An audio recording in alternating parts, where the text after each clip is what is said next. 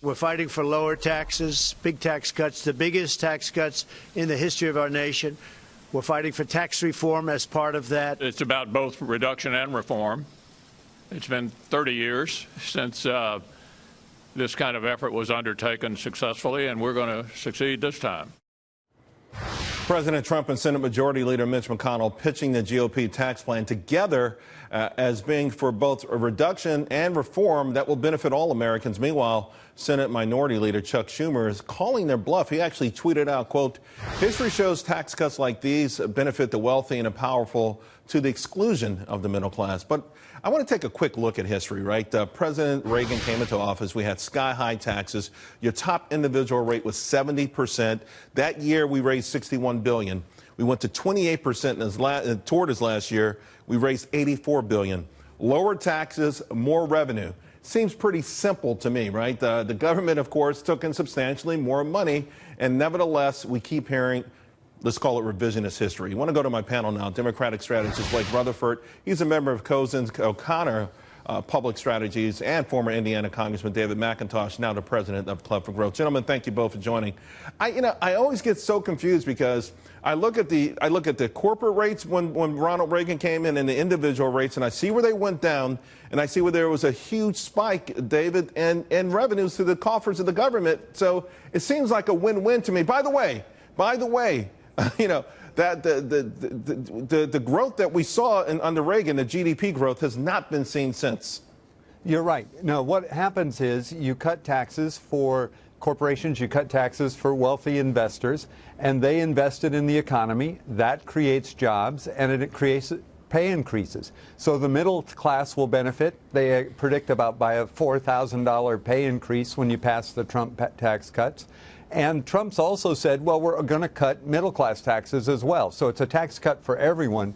But you get the growth when you have that incentive for people who have money to invest in the economy. That creates jobs, and everybody is better off. Blake, before I go to you, I want to take a listen to Art Laffer, because he had a message for Democrats who didn't like the idea of a big tax cut. I just don't know how a Democrat can honestly vote against this bill and hold his face up high to the electorate. It just doesn't make sense to me. Blake, what will the Democrats say? What do they say to the American voter that, hey, we don't want you guys to have a tax cut? That's not what they're saying, Charles. What they're saying is, let's have tax reform that's sensible. The Trump tax plan is a tax cut for the wealthy. It's been demonstrated by multiple groups that this benefits not only the 1%, the 1 of 1%, hardly draining the swamp there. We've seen this play, though, Charles. We saw this with the Bush tax cuts. It didn't lead to economic growth. It didn't lead to job creation. We're simply going back to that old, tired idea instead of thinking about sensible, reasonable reforms. If the goal is the middle class, let's do a middle class reform is a loaded tax term, cut. right? Everyone, that's not what's here. Both sides of the aisle use the term or the word reform. I don't even know what that means. People just kind of toss it out there. What's the difference between a family making $60,000 a year getting a tax break and so-called reform, Blake? Well, Charles, I think in this instance, unfortunately, the family making $60,000 a year isn't going to get the tax break that they've been promised. We're going to see spending. We're not going to see any spending cuts because Republicans simply can't get any spending cuts done, according to the OMB, the director of OMB. And we're going to continue to see our deficits grow. And so fiscal conservatism, Charles, I think now means it's okay to deficit spend, to pass tax cuts you can't pay for. Look, and I just don't think Charles, that's the definition of fiscal conservatism. Wants to help us figure out how to cut spending, I'd be glad to do it. But there's not a Democrat on Capitol Hill that ever votes to cut spending. So that's a fallacious argument. The fact is that reform means they're going to have to raise somebody's taxes in order to cut somebody else's.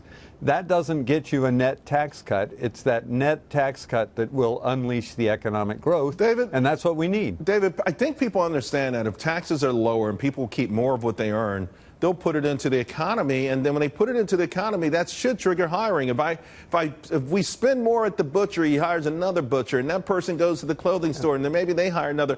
I mean, Blake, it's simplistic, but I think it's also pretty telling in the sense that isn't it how the economy should work? People should keep more of the money they earn? Oh, of course, Charles. And again, your sort of step-by-step analysis is the ideal. Unfortunately, that's not the way the tax cuts worked under the Bush administration, and there's ample evidence to demonstrate that.